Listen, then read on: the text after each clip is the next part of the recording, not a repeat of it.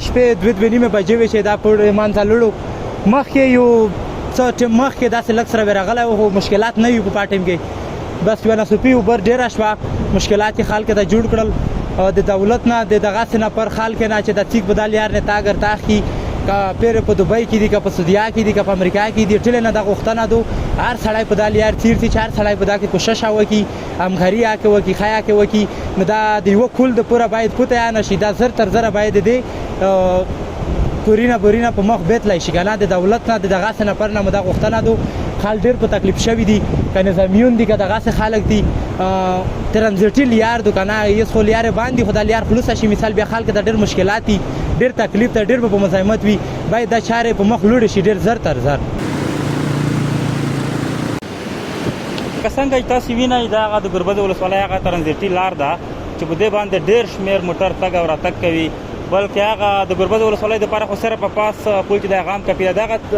ترنزیټي لار ده په دې باندې خو زرګونه سیلانیان راځي د چکر دپاره نو اوس هم دا پل چې دی دومره له منځه نه دی تللی نو دا یو 40% که له منځه تللی که اوس یې کارونه بشپړ شي اوس پې کار وشي انشاءالله پل بېرته جوړېږي او که دغسې پاتې شي دا پل په مکمل ډول له منځه ځي کله چې دغه پل په مکمل ډول له منځه لاړو نو فکر نه کوم چې د دویم پل د دوه موټر لپاره د تګ او راتګ زمینه برابره کړي ځکه هغه چې د هغه ډېر وړوکی د اوس هم تاسو وینئ چې رشي جوړ کړی د دوه موټر په هغې باندې نه شي تللی او راتلی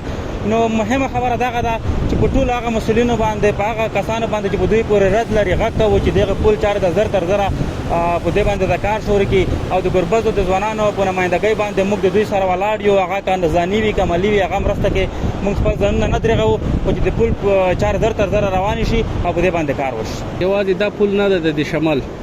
د تقریبا د خوست تر 22-23 پلو دپاره د تخمیم کاري پروژه موږ اچولې ده